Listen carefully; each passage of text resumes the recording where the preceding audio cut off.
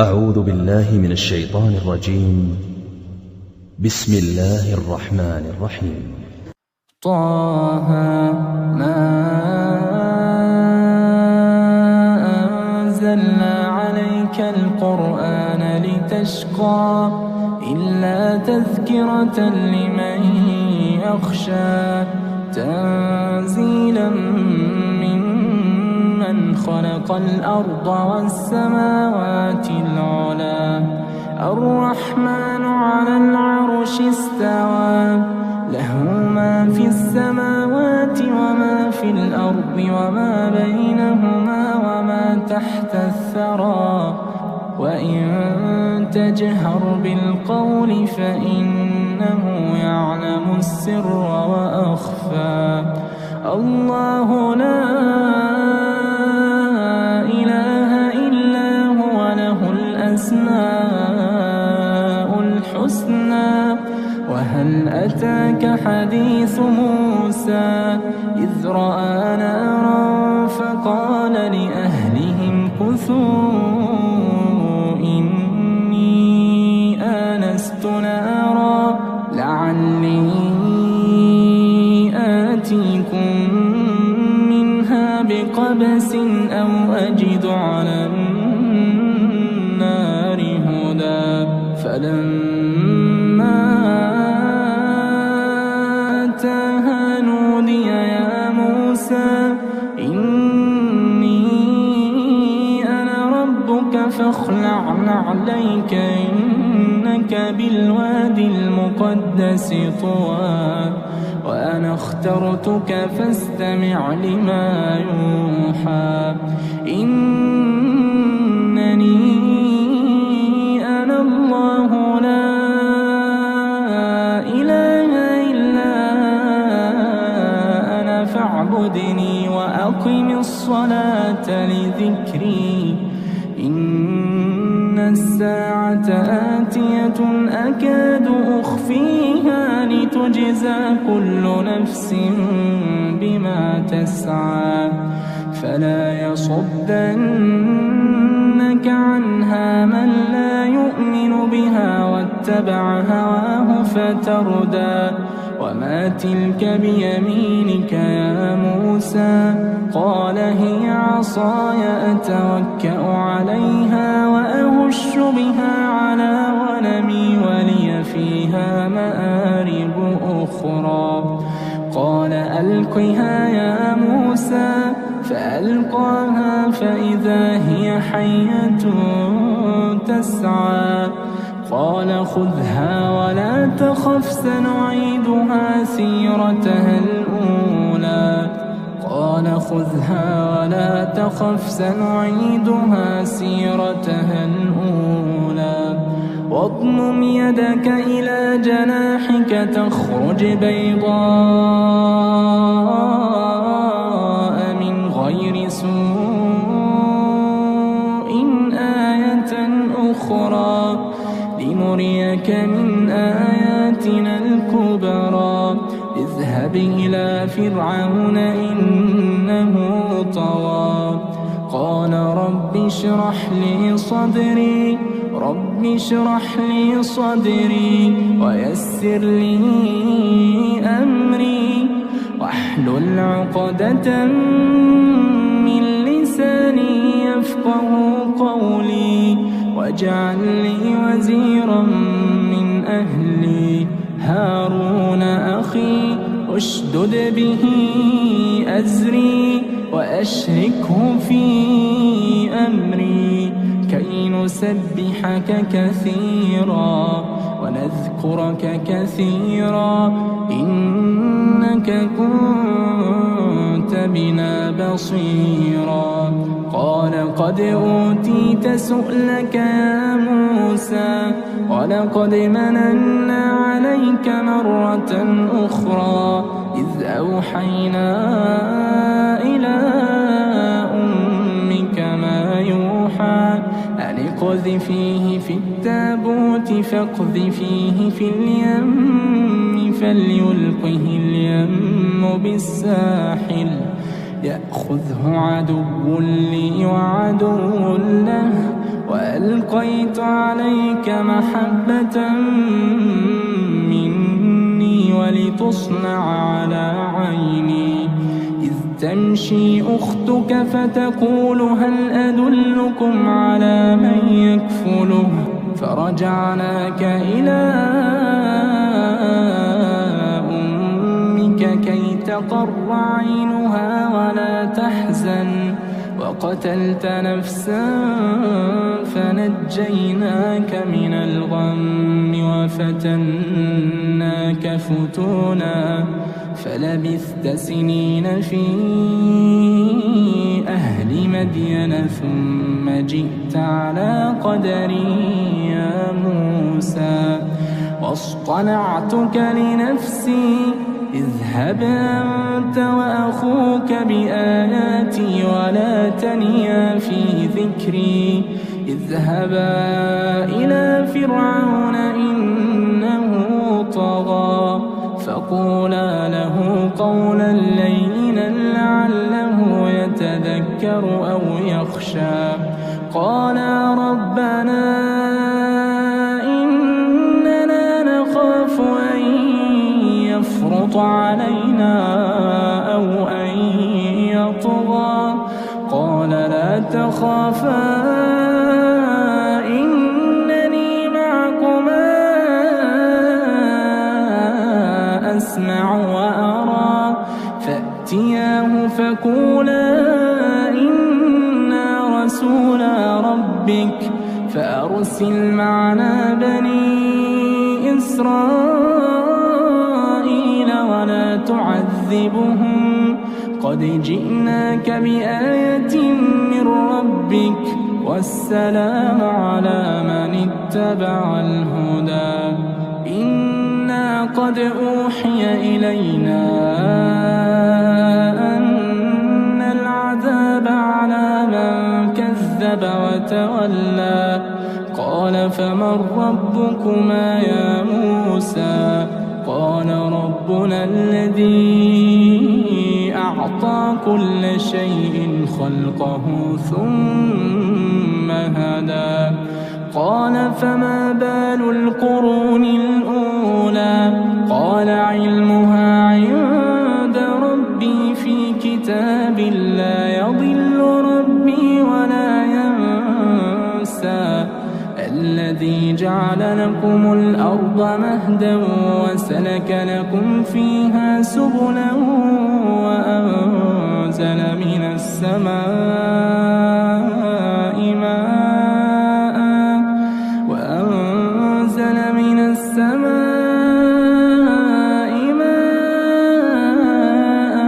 فأخرجنا به أزواجا من نبات شتى كلوا وارعوا أنعامكم إن في ذلك لآيات لأولي النهى منها خلقناكم وفيها نعيدكم ومنها نخرجكم تارة أخرى ولقد أريناه آياتنا كلها فكذب وأبى قال أجئتنا لتخرجنا من أرضنا بسحرك يا موسى فلنأتينك بسحر مثله فاجعل بيننا وبينك موعدا لا نخلفه نحن ولا أنت مكانا سوى قال موعدكم يوم الزينة وأن يحشر الناس ضحى فتولى فرعون فجمع كيده ثم أتى قال لهم موسى ويلكم لا تفتروا على الله كذبا فيسحتكم بعذاب وقد خاب من افترى فتنازعوا أمرهم بينهم وأسروا النجوى قالوا إن هذان لساحران يريدان أن يخرجاكم من أرضكم بسحرهما ويذهبا بطريقتكم المثلى فأجمعوا كيدكم ثم أتوا صفا وقد أفلح اليوم من استعلى قالوا يا موسى إما أن تلقي وإما أن نكون أول من ألقى قال بل ألقوا فإذا حبالهم وعصيهم يخيل إليه من سحرهم أنها تسعى فأوجس في نفسه خيفة موسى قلنا لا تخف إنك أنت الأعلى وألق ما في يمينك تلقف ما صنعوا إنما صنعوا كيد ساحر ولا يفلح الساحر حيث أتى فألقي السحرة سجدا قالوا آمنا برب هارون وموسى قال آمنتم له قبل أن آذن لكم إنه لكبيركم الذي علمكم السحر فلأقطعن أيديكم وأرجلكم من خلاف ولأصلبنكم في جذوع النخل ولتعلمن أينا أشد عذابا وأبقى قالوا لن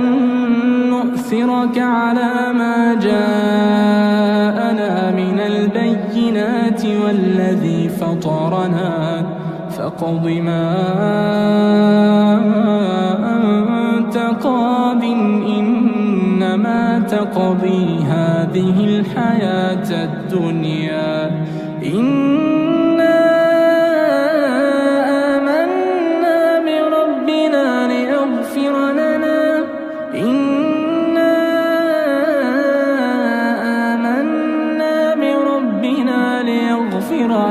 خطايانا وما أكرمتنا عليه من السحر والله خير وأبقى إنه من يأت ربه مجرما فإن له جهنم لا يموت فيها ولا يحيا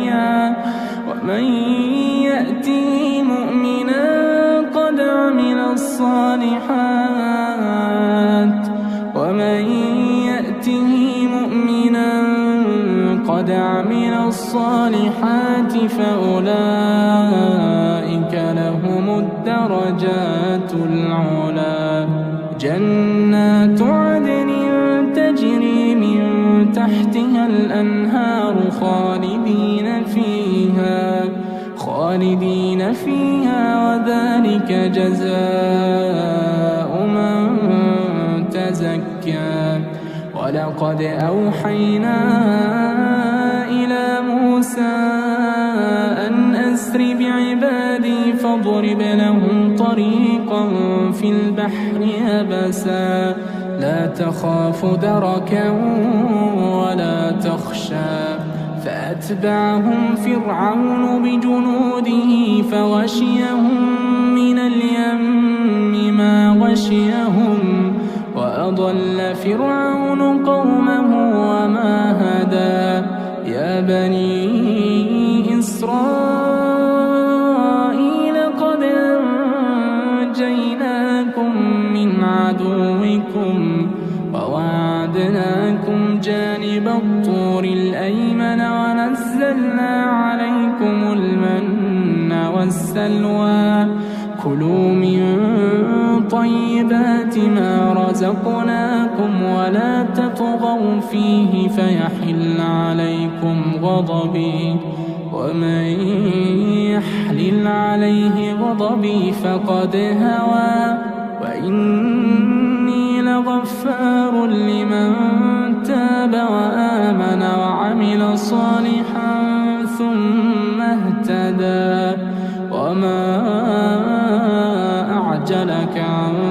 قومك يا موسى قال هم أولئك على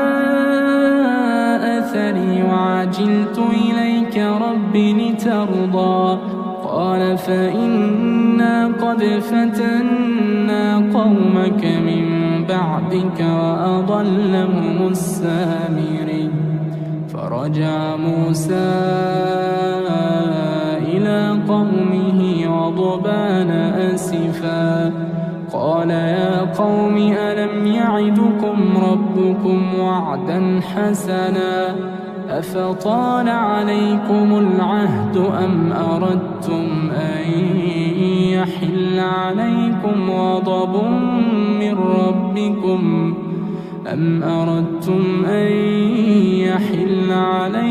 غضب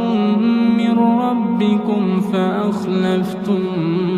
موعدي قالوا ما أخلفنا موعدك بملكنا ولكننا حملنا أوزارا من زينة القوم فقذفناها فكذلك ألقى السامري فأخرج لهم عجلا جسدا له خوار فقالوا هذا إلهكم وإله موسى فنسي أفلا يرون ألا يرجع إليهم قولا ولا يملك لهم ضرا ولا نفعا ولقد قال لهم هارون من قبل يا قوم إنما فتنتم به وإن ربكم الرحمن فاتبعوني وأطيعوا أمري قالوا لن نبرح عليه عاكفين حتى يرجع إلينا موسى قال يا هارون ما منعك إذ رأيتهم ضلوا ألا تتبعني أفعصيت أمري قال يا ابن لا تأخذ بلحيتي ولا برأسي إني خشيت أن تقول فرقت بين بني إسرائيل إني خشيت أن تقول فرقت بين بني إسرائيل ولم ترقب قولي قال فما خطبك يا سامري قال بصرت بما لم يبصروا به فقبضت قبضة من أثر الرسول فنبذتها وكذلك سولت لي نفسي قال فاذهب فإن لك في الحياة أن تقول لا مساس وإن لك موعدا لن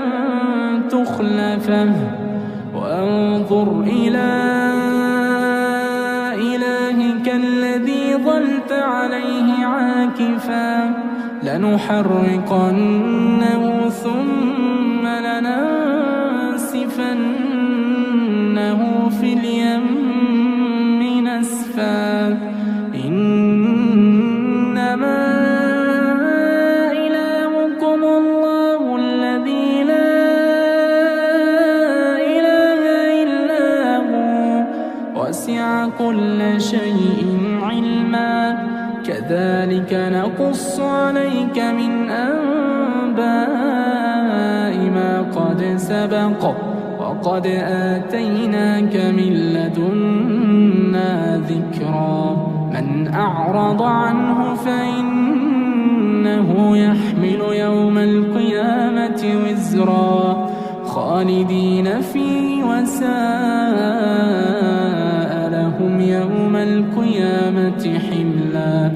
يوم ينفخ في الصور ونحشر المجرمين يومئذ زرقا يتخافتون بينهم إن لبثتم إلا عشرا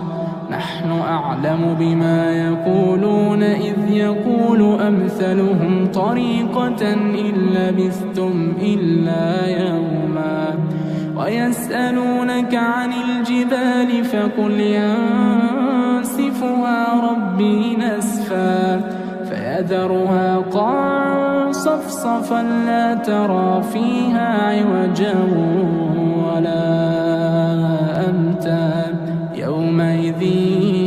يتبعون الداعي لا عوج له وخشعت الأصوات للرحمن فلا تسمع إلا همسا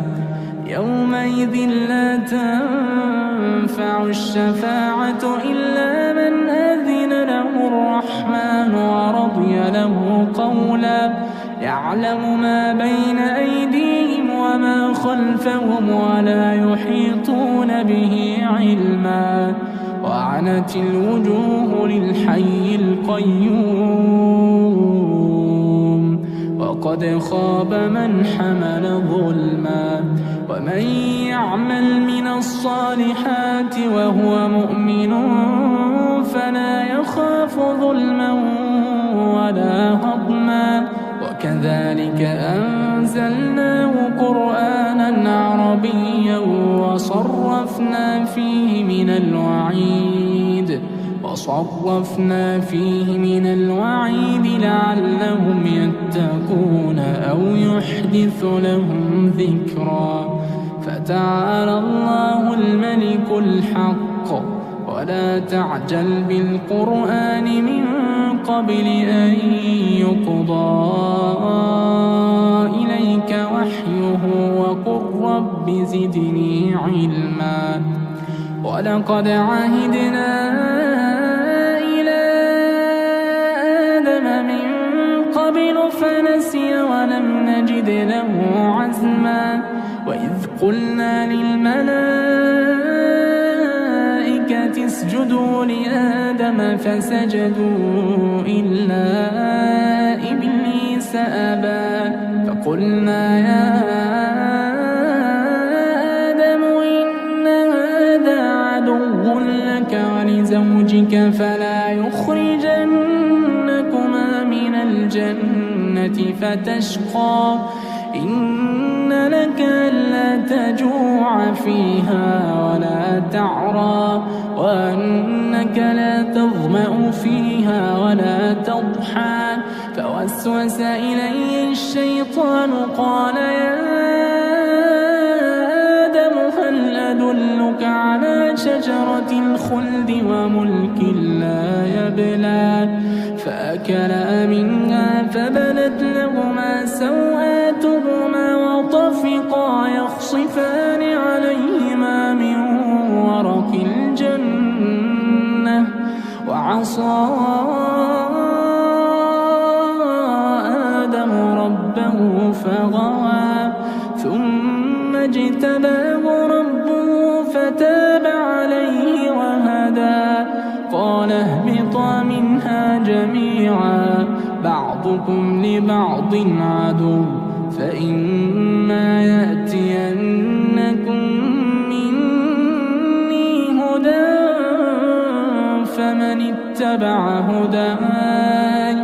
فمن اتبع هداي فلا يضل ولا يشقى ومن أعرض عن ذكري فإن له معيشة ضنكا ونحشره يوم القيامة أعمى قال رب لم حشرتني أعمى وقد كنت بصيرا قال كذلك أتتك آياتنا فنسيتها وكذلك اليوم تنسى وكذلك نجزي من أسرف ولم يؤمن بآيات ربه ولعذاب الآخرة أشد وأبقى أفلم يهد لهم كم أهلكنا قبلهم من القرون يمشون في مساكنهم إن في ذلك لآيات لأولي النهى ولولا كلمة سبقت من ربك لكان لزاما وأجل مسمى فاصبر على ما يقولون وسبح بحمد ربك قبل طلوع الشمس وقبل غروبها ومن آناء الليل فسبح وأطراف النهار لعلك ترضى ولا تمدن عينيك إلى ما متعنا به أزواجا منهم زهرة الحياة الدنيا لنفتنهم فيه ورزق ربك خير وأبقى وأمر أهلك بالصلاة واصطبر عليها لا نسألك رزقا نحن نرزقك والعاقبة للتقوى وقالوا لولا يأتينا بآية من ربه أولم تأتهم بينة ما في الصحف الأولى ولو أنا أهلكناهم بعذاب من قبله لقالوا ربنا لولا أرسلت إلينا رسولا فنتبع آياتك من قبل أن نذل ونخزى قل كل متربص فتربصوا فستعلمون من أصحاب الصراط السوي ومن